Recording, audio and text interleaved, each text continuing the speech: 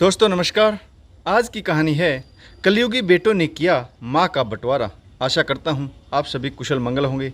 तो जिसने भी अभी तक चैनल को सब्सक्राइब नहीं किया है और जो चैनल पर पहली बार आए हैं तो चैनल को सब्सक्राइब करें और घंटी का बटन दबाकर ऑल का आइकन जरूर प्रेस करें ताकि हमारी आने वाली सभी कहानियाँ आप तक सबसे पहले पहुँचें। तो चलिए शुरू करते हैं आज की एक नई कहानी। दुर्गा जी के छोटे बेटे रवि ने अपने जूतों की डोर बांधते हुए कहा, माँ और कितनी देर लगाओगी, जल्दी करो, ट्रेन छूट जाएगी। दुर्गा जी अपनी सूटकेस में उलझी हुई बेटे की तरफ बिना देखे बोली, बस बेटा जरा सूटकेस ठीक से बंद कर लूँ, यह तो मुझसे बंद ही नहीं हो रहा। रवि ने आकर सूटकेस बंद किया और बोला, माँ क्या क्या भर लिया आपने, यह तो ओवरलोड हो गया। दुर्गा जी की छोटी बहू किरण ने सासू माँ के पैर छूकर उन्हें विदा करते हुए कहा, भाई हम तो माँ का ख्याल रखते हैं, कभी किसी चीज़ की कमी नहीं होने देते।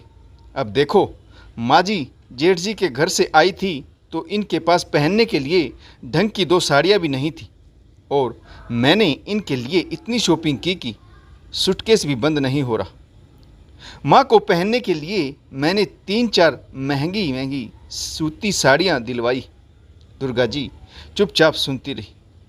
क्या कहती कि तुमने अपने जेठ जेठानी को दिखाने के लिए अपनी पुरानी साड़ियाँ भी दुर्गा जी के सूटकेस में ज़बरदस्ती ठूस दी।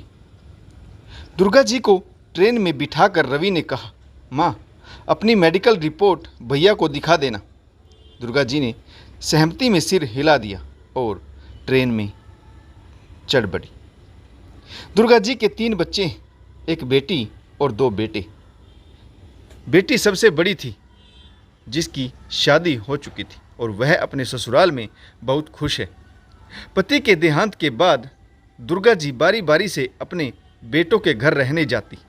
2 मंजिला पुश्तैनी मकान किराए पर चढ़ा दिया था। दुर्गा जी के पति सरकारी कर्मचारी थे, उनकी पेंशन भी आती है। घर का किराया और पेंशन दोनों बेटे आपस में बांट लेते हैं। उनका कहना है कि महंगाई का ज़माना है, अगर पिताजी रहते तो अपने बेटों की मदद जरूर करते, अभी नहीं है तो पैसे हम पर दोनों का ही हक है। माँ तुम्हारी सभी ज़रूरतों का ख्याल हम रखते हैं, आपको किसी चीज़ की कोई कमी नहीं होने देते, तो फिर आप पैसे अपने पास रख कर क्या करेंगी। दुर्गा जी से यह एक बहुत बड़ी गलती हो गई थी कि उन्होंने मालिकाना हक अपने दोनों बेटों को दे दिया और अपने लिए कुछ नहीं रखा। बड़े बेटे नवीन के घर पहुंचने तक दुर्गा जी बहुत थक चुकी थी। बड़ी बहू नेहा सास को देखकर बहुत खुश हुई। दुर्गा जी को एक गिलास पानी पकड़ाते हुए बोली, मम्मी जी आप आ गई हैं तो घर संभालिए, आपके बिना तो यह घर सूना सूना हो गया था। नवीन और मैं अभी बाहर जा रहे हैं, खाना भी बाहर ही खाकर आएंगे। बंटी पिज़्ज़ा खाकर सो चुका है, आटा गूंथकर फ्रिज में रख दिया है, आप अपने लिए रोटी बना लीजिए। दुर्गा जी के गले में पानी की घूंट अटक गई। उन्होंने हाँ में सिर हिला दिया। एक तो ट्रेन का सफ़र, ऊपर से बूढ़ा शरीर। दुर्गा जी बहुत थक गई थी, लंबा सफ़र तय करके आई थी, उन्हें भूख भी लगी थी। रसोई में गई तो सिंक बर्तनों से भरा पड़ा था, सारा सामान इधर उधर फैला हुआ था। ऐसा लग रहा था कि काम वाली बाई कई दिनों से नहीं आ रही थी। अब दुर्गा जी को नेहा बहू की उन्हें देखकर खुश होने की वजह समझ में आ गई। मुफ्त की नौकरानी जो मिल गई थी, जिसे पगार भी नहीं देनी पड़ती। हिम्मत जुटाकर दुर्गा जी ने रसोई घर समेटा और खाना खाकर अपने कमरे में सोने चली गई। अगले दिन दुर्गा जी ने नवीन और नेहा को अपनी मेडिकल रिपोर्ट दिखाई। मेडिकल रिपोर्ट देखते ही नवीन की आंखें फटी की फटी रह गई। वह चौंकते हुए अपनी माँ से बोला, माँ आपको तो अल्सर है, यह कैसे हो गया, आप अपनी सेहत का ख्याल नहीं रखती। कितनी बार कहा है कि कुछ भी उल्टा सीधा मत खाइए, परंतु आपको तो इस उम्र में भी जीभ का स्वाद चाहिए। नेहा ने पूछा, क्या हो गया, रिपोर्ट में ऐसा क्या है। नवीन ने बताया कि माँ की मेडिकल रिपोर्ट में लिखा है कि उन्हें पेट में अल्सर हो गया है। परंतु तुरंत ऑपरेशन की जरूरत है। दुर्गा जी ऑपरेशन का नाम सुनकर घबरा गई और बोली, डॉक्टर को दिखाने के बाद रवि और किरण ने तो मुझे कुछ नहीं बताया। नेहा गुस्से में हो गई और बोली, यह क्या बात हुई? जब डॉक्टर को दिखा सकते हैं तो ऑपरेशन नहीं करवा सकते थे? ऑपरेशन करवाने के लिए हमारे यहाँ भेज दिया। रवि और किरण ने माँ जी को खाना पीना समय पर नहीं दिया होगा, इसी कारण उनके पेट में अल्सर हो गया। जब यहाँ से गई थी तो बिल्कुल ठीक ठाक थी। अब भला ऑपरेशन हम क्यों करवाए? उनकी गलती है, ऑपरेशन भी वही करवाएंगे। बोल दीजिए अपने भाई को कि अपनी माँ को यहाँ से ले जाए और ऑपरेशन करवाकर जब वह पूरी तरह से ठीक हो जाए तभी उन्हें यहाँ पर भेजें।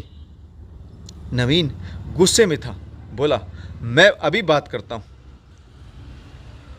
अपने आप में बहुत चालाक समझता है, अपनी गलती हमारे सिर पर थोप दी। नवीन ने रवि को फ़ोन लगाया और कहा कि तुमने जब माँ को डॉक्टर को दिखाया तो माँ का ऑपरेशन क्यों नहीं करवाया? तो रवि ने कहा, अरे भैया, हम तो ऑपरेशन भी करवा देते, लेकिन डॉक्टर ने 1 महीने बाद का समय दिया था और तब तक माँ को रखने की हमारी बारी ख़त्म हो जाती। तो कायदे से ऑपरेशन अब आपको ही करवाना चाहिए। इसमें अब मैं कुछ नहीं कर सकता। अब अगले 6 महीने हमारी शर्त के अनुसार माँ आपके साथ रहेगी। अब उनसे जुड़ी हर जिम्मेदारी आपकी है। इतना कहकर रवि ने अपना फ़ोन काट दिया। नवीन और नेहा सिर पकड़कर बैठ गई। नेहा बड़बड़ाते हुए बोली, 5 लाख कम तो नहीं होते? इतने पैसे कहाँ से आएंगे? जाने किस जन्म का बदला ले रहा है आपका भाई। यह तो कोई बात नहीं हुई, खाया पिया कुछ नहीं, गिलास तोड़ा 12 ना।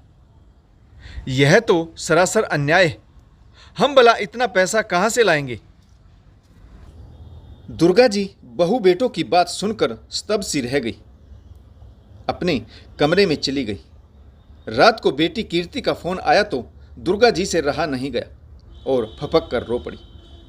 बेटी के सामने रोते हुए कहने लगी, क्या यही दिन देखने के लिए बेटों को पाल पोस कर बड़ा किया और बराबर का मालिकाना हक दिया था? कीर्ति अपनी माँ को रोते हुए देखकर बोली, माँ, आपकी पेंशन के 20,000 और किराए के 40,000 कोई कम तो नहीं होते। दोनों भाई आपस में बराबर बांटते हैं, तो आपका ऑपरेशन कराने में आनाकानी क्यों? बहुत सह लिया आपने। अगर आज आप अपने हक की लड़ाई नहीं लड़ोगी तो बहुत देर हो जाएगी। आपने अपने आप को मजबूत बनाइए। अपने हक की लड़ाई के लिए एक बार दोनों भाइयों को कड़क फटकार लगा कर देखिए। अगर कुछ नहीं बन पाया तो मैं और आकाश आपका ऑपरेशन करवा देंगे। आप चिंता मत करिए। बेटी की बात सुनकर दुर्गा जी रात भर चिंतन मनन करती रही। फैसला लेना काफ़ी मुश्किल था। अगले दिन दुर्गा जी अपने सूटकेस के साथ घर से बाहर निकलने लगी तो नेहा और नवीन ने कहा, लगता है माँ आप रवि और किरण के पास जा रही। अच्छा है जो आपको हमारी बात समझ आ गई। अब उन्हीं के घर पर जाकर रहिए। जब तक ऑपरेशन नहीं करवाते वहाँ से हिलना नहीं। तंग आकर खुद ही आपका ऑपरेशन करा देंगे। दुर्गा जी ने बेटे और बहू को धिक्कारते हुए कहा, सही कहा तुम दोनों ने। 5 साल बाद मेरी समझ में यह अच्छे तरीके से आ गया है कि इसीलिए मैं अपने घर वापस लौटी रही। नीचे वाले फ्लोर के किराएदार को खाली करने के लिए बोल चुकी हूँ। तब तक कीर्ति के साथ रहूँगी। तुम दोनों भाइयों का आज से मेरी पेंशन और पुश्तैनी मकान पर कोई हक नहीं। रवि को मैंने फैसला सुना दिया। जिन बच्चों की खुशी के लिए मैंने अपना घर छोड़ा, आज उनके पास मेरे ऑपरेशन के लिए पैसे नहीं। तुम दोनों भाइयों ने माँ के प्रति कौन सी जिम्मेदारी निभाई? रहने के लिए छत और खाने पीने के लिए पैसे तो मेरे पास पहले से ही थे।